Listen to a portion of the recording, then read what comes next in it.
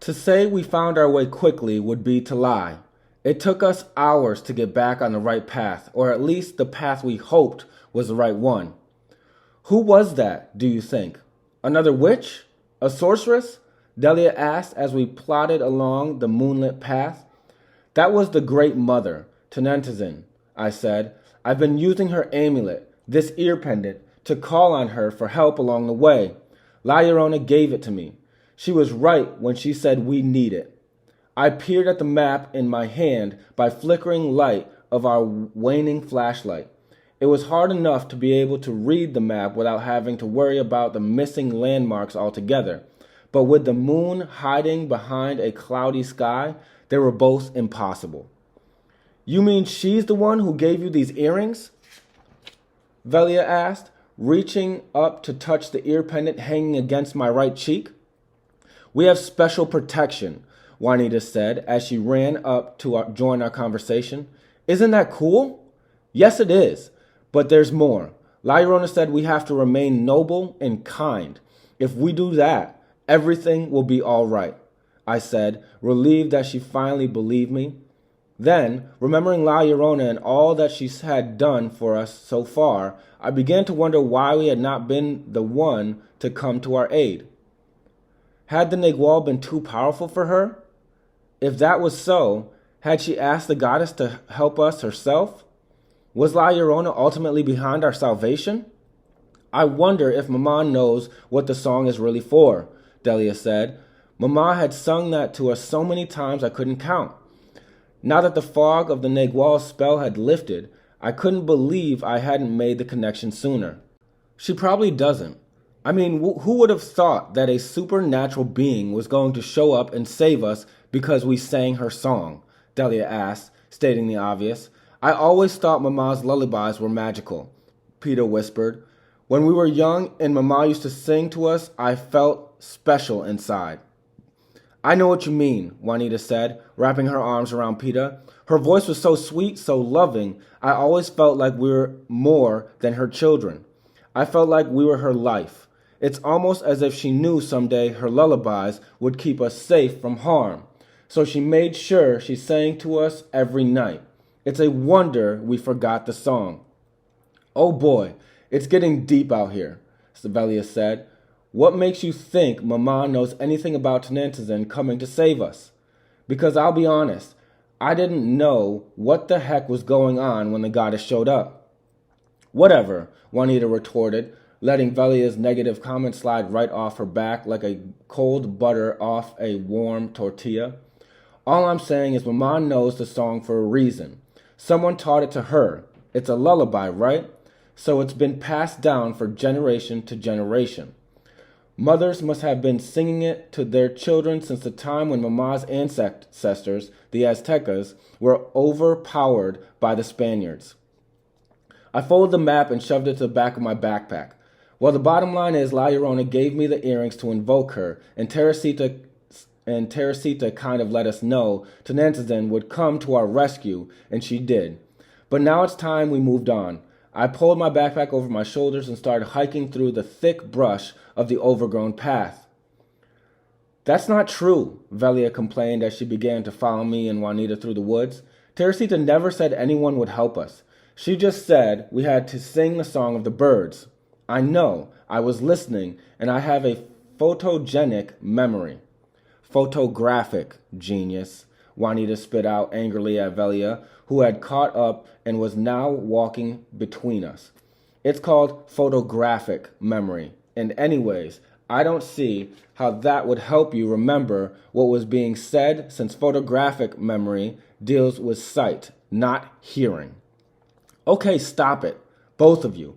I don't want to have to separate you again, I yelled, moving between them as we made our way through the shrubbery and into a clearing.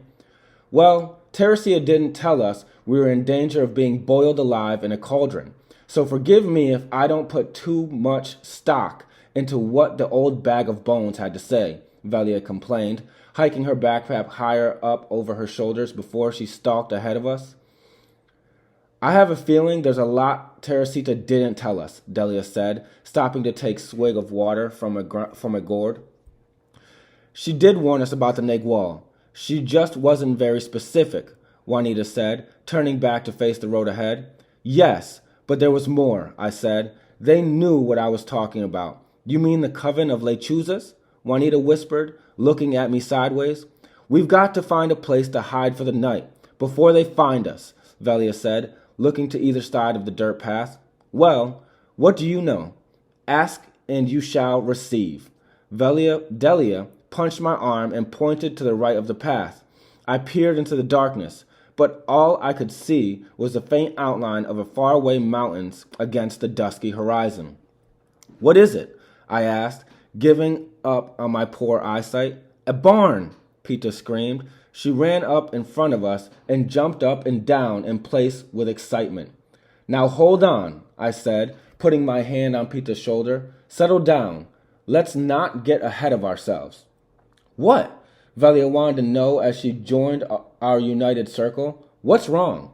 Nothing, I said. Nothing's wrong. We just need to make sure it's okay to go in there. We need to be cautious, that's all. Teresita's husband said we could rest here. Why do you have to be so careful? Delia asked, joining us as we faced the barn. We just have to, that's all. Well, who's coming with me? I asked, looking around for volunteers. Not surprisingly, nobody said anything. You guys are like gallinas culescas, puro gato, a bunch of clucking chickens, all talk and no action. I started across the grass, heading from the barn on my own. Although I was scared, I wasn't going to show it. I was the eldest. It was my job to bring them to safety. Of course, leaving them alone on the side of a dirt road in rural Mexico wasn't my idea of protecting them, but I didn't have much choice either. Wait! Juanita ran after me. Do you really think it's safe in that barn? I mean, what if the lechuzas are in there? Don't be ridiculous, I said. Lechuzas don't hide in barns at night. Owls are nocturnal predators. You should know that. You've seen every animal documentary on the Nature Channel. Oh yeah, ever heard of a barn owl? Juanita taunted. What do you think a lechuza is? It's an owl, genius. Try keeping up. Whatever, Miss Gifted and everything. I'm going to check it out. Are you coming with, or are you going back to cower with the rest of the broody hens? I guess I'm coming with, Juanita said, but she didn't sound too sure of it. Good, I said, starting off again. Let's get on with it. I'm tired, and judging from this humidity, it's going to rain soon. Side by side, we hiked through the overgrown meadow of the beaten path. We had to be very careful because the field was full of burrs and stingweeds. So we traveled slowly, stomping the tall grass down as we went. When we finally got to the barn, we found an old oil lamp hanging just inside the door. I jiggled the compartment in the underside of the tin relic and found 2 long, thin matches. While Juanita held a flashlight over me, I lifted the filthy cobwebbed glass and lit a match. To my surprise, the wick lit right up, and after shaking it a bit, I could hear that there was enough kerosene in it to keep it going for a while, maybe even all night. That would help keep Pita from getting scared. We should conserve what's left of the battery. I turned off the flashlight and stuffed it back in Juanita's backpack. Looking around the barn, we saw that it was most definitely abandoned. There were some old rusted tools lying about, and some desiccated straw lined the far left corner, but half of the roof was either missing or about to fall off. Nevertheless, we decided it was a good enough shape to offer us some semblance of security for the night, however pitiful it might be. The girls were delighted to hear the news. Once inside, Pita walked around the poorly lit barn for a while, playing with an old rusty rake and a pitchfork she'd found in the stall. The rest of us emptied the contents of the backpacks and lay on several rumples layers of clothes. Unlike Pita, who was still playing with her rake, Juanita, the twins, and I had no desire to expend any more energy than we already had. It had been a hot, tiring 2 days of walking since we'd left El Sacrificio, and our journey was far from over. If Teresita's husband's hand-drawn maps was even sort of accurate, we hadn't covered half the ground we intended to today. We were just content to rest our feet and curl up in a semi-cozy place. I got Pita to finally settle down beside me.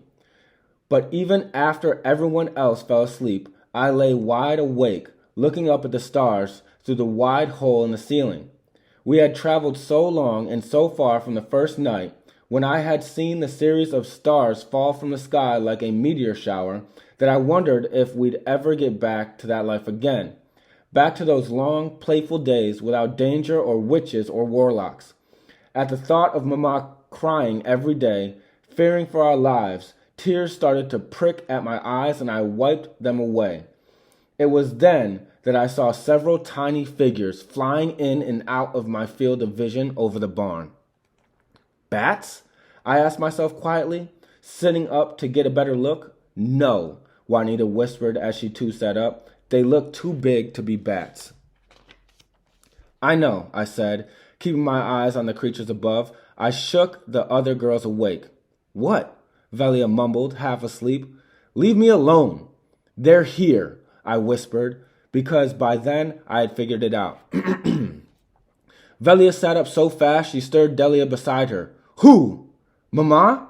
Delia sprang up into a sitting position beside her twin, and her eyes went to the doors on the other side of the barn. No, I whispered, pointing at the creatures. They had stopped flying and were now perched side by side around the hole in the ceiling, peering down at us from the darkened heavens. Lechuzas? Velia asked, searching the sky above. There's 6 of them, I said, nodding. I counted them twice. Then it's not them, Juanita said, putting a hand on her chest, still scared about sounding pretty relieved. You need 13 to make it a true coven. They must be regular owls if there's fewer than that. Maybe the other 7 are dead, Velia whispered, or maybe, Delia interjected, they split up and the others are on their way. I remained frozen, unsure of whether a reaction would startle the lechuzas into an attack. Regular owls aren't that big, and they don't travel in broods, I said. No, it's them. I reached for my backpack slowly, trying not to show fear. Parliament, Juanita whispered from beside me on the nest of clothes. What? I asked, confused. A group of owls is a parliament, not a brood, she explained. That's chickens. Hens, actually. Oh, like that matters right now. I started to move my hand slowly toward the tiny foot pocket of my shorts, pulling the piece of silk around out of it without drawing too much attention to myself. Sorry, Juanita said. Do you have the string? Yes, I whispered. I put it in a safe place as soon as Teresita handed it to me. But I need you to wake Pita up without scaring her. Once everyone's awake, you'll have to form a protection circle around me, so they can't get to me while I tie the knots. Okay, Delia and Velia whispered in unison. I could hear the lechuzas whispering menacingly above me, up on the roof, but I couldn't understand what they were saying. I unzipped the tiny front pocket of my shorts as slowly as possible, trying not to draw attention to myself. But the minute I pulled out the piece of marked silk thread, the lechuzas launched themselves off the roof and flew into the barn, wailing and screeching. Startled awake by the lechuzas' blood-curdling screams, Pita sat up and screamed almost as loudly as the winged witches. From that moment on, everything happened very fast. The lechuzas descended upon us with all their fury. As they came at us, I saw that they were as big as vultures, and their wingspan was twice their length. Their long, scraggly hair streamed behind them like raggedy, moth-eaten capes as they flew at us. But the most horrific part of them were their faces. They looked like dried-up pieces of fruit, desiccated human faces, witches with metallic beaks for lips. The coven of lechuzas squawked and screeched as they flew in and grabbed at us with steel talons, pulling out chunks of our hair, shredding our clothes, and scratching our arms, hands, and faces as they flew by. One at a time, they soared up into the rafters and swooped down to do it all over again. If they had been less aggressive, less calculating, we might have been able to defend ourselves. But they were so fierce and erratic in their attacks, we never stood a chance. Ninas malas, said one in Mama's voice. Malcriadas, said another in La Llorona's voice. Egoístas, said the one with Cecilia's voice. Arrepientantes, said another in Teresita's voice. According to them, we were evil children, spoiled, rotten, and selfish. We should repent. They kept chanting over and over again as they scratched at us with their sharpened talons. Repent, repent, repent. Stop, Juanita screamed as she swatted them away with her hands. Stop, stop, we cried as we whacked at them. But no matter what we did or how much we begged, they wouldn't stop. If anything, their viciousness grew even more intense. As they started to abuse us, the rain we had been expecting started to pour down on us through the holes in the roof. There was no escape from the feathers and the rain. The wind picked up, and I could hear thunder in the distance. I remembered the piece of silk thread, and I realized I was still clutching it. But no sooner had I looked at it than one of the lechuzas clawed it out of my hands. I tried to hold onto it, but the evil bird was too strong. She flapped her wings in my face, slapping my head with her sharp, bristly feathers. I was tugging against her, holding on to the string for dear life, when one of her feathers pricked me right in the eye. An intense pain shot through my eye like a bullet, and I let go of the string. Taking the string with her, the lechuza flew out of the barn through the hole in the roof into the darkness and rain. And just when I thought things couldn't get any worse, Veli and Delia rolled away from the rest of us, screaming. They made mad dashes for the door at the other side of the barn. With two lechuzas at their backs, they busted out of the barn as if their heels were on fire, never once looking back. Had they abandoned their hermanitas? I looked at the barn doors noisily, slapping back and forth with the force of the storm, and I couldn't help but feel powerless. The twins' desertion shattered any hopes I had left of defeating the malevolent witches, and for the first time in our journey, I wanted to cry. But there was no time for that. With the twins gone, the remaining lechuzas concentrated on the rest of us. Two of them dived so fast and hard into me that they knocked me over. One of them sat on my chest. Another one had Juanita pinned face up against a pile of clothes we had used to make ourselves a nest. Pita was pressed against the wall, shivering, while the lechuzas pecked gently at their heads, as if it were picking nits out of their hair. You like eating sweets, don't you? The lechuza with Cecilia's voice pulled Pita in close until her face was almost touching. That's because you're a piglet. A little piglet with a piggy nose and a piggy mouth and a piggy stomach. You're a chubby baby, but give me time. I'll put some real meat on your bones, thicken you up, and get you ready to be eaten. My sisters and I haven't eaten much lately. Your big brown eyes look delicious. I bet they'd taste sweet slathered with jalapeno marmalade. How do you like your adventure now, you arrogant little twit? The lechuza with Inez's voice asked Juanita as she caressed her face with the bristly feathers of her left wing. What? Do you think you're smarter than me? Well, you're not. You dragged them all into this mess with your self-righteousness. Juanita sniffed and hiccuped as she tried in vain to stop herself from bawling. Oh, what's the matter now? Why are you crying? Are you sad? Maybe you should have listened to your older sister. Maybe you should have stayed home and cleaned and cooked like your mother, instead of thinking you've got brains. You think you can fool me? The one with Mama's voice asked me. She was sitting on top of me, kneading into my chest with her claws like a cat, laughing when I winced in pain. Answer me, she screamed, but instead of talking, I looked straight into her red, fiery eyes with what I hoped was disdain. "What's the matter? Are you afraid? Want to run away?" she asked, and when I didn't answer, she dug her sharp talons deeper into my chest. The pain was horrendous, and I wanted to scream out, but I held my breath instead. "Of course you do. I know how much of a coward you really are. I know how irresponsible you can be. Who's the one who relinquished the piece of thread? Who's going to protect your sisters now? Who?" She was shaking me then, grabbing me by my shirt collar and rattling me like she wanted to loosen the last breath of my chest.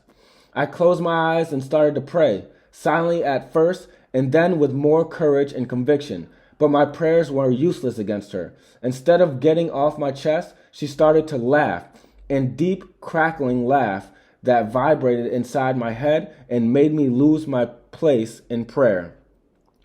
"You, that's who," whispered the lechuzas, her rotten breath caressing my neck like a dirty rag, penetrating into my very pore.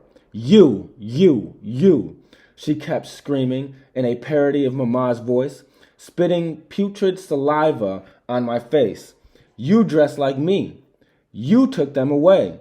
You left me crying. You lost the thread." Her words, spoken in Mama's voice, pierced through my heart, and I screamed in agony. No, it's not true, it's not. Just when I thought all was lost, Velia and Delia burst through the barn doors wielding what could only be described as a giant metal baseball bats. I don't know what kind of tools they were or where they came from. All I know is they looked absolutely dangerous. "Die!" the twins screamed as they charged in our directions. The lechuzas screeched angrily, "Let go of us," and scattered themselves around the room. One by one, they flapped their wings and took flight, soaring above us, cursing our names and threatening to take their revenge. "You take the pitchfork. I call the rake," I told Juanita. I scrambled to my feet and rushed to the other side of the barn where Pita had abandoned the rusty old tools. "You can't hurt us. We're the Avengers, the devil's playmates," the one that with La Llorona's voice screeched. "You've caused too much heartache and pain. You disrespected Cecilia, humiliated her, and now you have to pay," the one with Teresita's voice yelled from the rafters. "You'll never get away," the one with Mama's voice screamed as she descended upon me. With all my strength, I batted at her with a brittle rake. She flew around me to avoid getting hurt, but she wasn't completely successful. I clipped her right wing, and she screamed in rage, or maybe it was pain. I shook the feathers out of the rake and prepared myself for the next attack. "Just draw her close," Velia whispered, and she and Delia inched themselves towards Juanita and me. "We can take these witches," Delia announced. "Watch your mouths," I warned out of habit, although this time I had to agree with their colorful language. These creatures were more than wicked. They were downright malevolent. "Repent, repent, repent," the lechuzas screamed as they swooped down on us like a squadron of fire planes. We stood side by side, all four of us, defensively holding our weapons like ninja warriors, while Pita huddled behind us, defenseless, without a weapon to wield. Claws, feathers, and hair flew everywhere during the first onslaught. But through it all, we never quit. We batted and struck and clubbed and raked, and as we did, one by one the lechuzas flew off our weapons, hit the barn walls, and fell to the ground, squealing like stuck pigs. When Juanita pierced through one of them with her pitchfork, it screamed out, convulsed, and then lay lifeless. So that's how we got rid of most of them. The twins and I clubbed and raked them until they were stunned and dazed, and Juanita finished them off by staking them. By the time we were done, the place was a bloody, feathery, eerie mess. We stood side by side, looking past the settling debris, not daring to talk in case we were dreaming wide awake. I knew I should be shocked, horrified even, that we had just slaughtered a group of beings, not human perhaps, but living, breathing beings in their own right. But my blood was pumping furiously through my body, washing away any remorse I might have felt. Maybe it was the danger they had posed, or maybe it was just becoming psychotic, but I didn't feel guilty at all. I felt strong and powerful and vindicated as I kicked a blood-spattered feathery lump out of my way and headed for our nest in the corner of the barn. "You did it," Peter squealed and jumped for joy beside me. "You saved us." She shook fuzzy remnants of feathers out of her hair and spat them off her face. "Wow," Juanita whispered, still caught in a dreamlike state. "We killed them all. Can you believe it? We won. We defeated them." "No, we haven't," I said, looking up at the hole in the ceiling above our nest. "The rest of them are back." Up in the sky, behind the rest of the perched, crackling lechuzas, there was a tinge of pink on the purple face of night. Dawn was coming soon. "The sun's about to rise," I said. "If we ever want to be able to sleep again without fearing for our lives, we have to finish them." I'd lost the silk thread, though. How could we do what Teresita told us would defeat the lechuzas? I was bemoaning our plight internally again when I saw Pita, disheveled in her best Sunday dress, and realized we'd had the solution all along. "Come here, Pita." When she came closer, I grabbed the tiny bow at her collar and yanked it off her dress with one hard tug. "What are you doing?" she wailed. "Give that back." I'd ripped it off cleanly without damaging the dress, but the bow was the thing Pita loved most about the dress. She was understandably upset and reached for the bow. I held it out of her reach until I could untie the bow and smooth it out between my fingers. "I need it, Pita. It's silk," I explained, ripping it so I could pull out a single piece of thread. Pita touched her collar and mourned, "This is my favorite dress." "Shh! We'll get you a new one once we're back home." "Watch my back," I whispered, stepping back to stand between Pita and Velia. Delia and Juanita closed the gap in front of me and stood wielding their farming tools before them, ready for the next attack. "Padre nuestro, que estás en los cielos."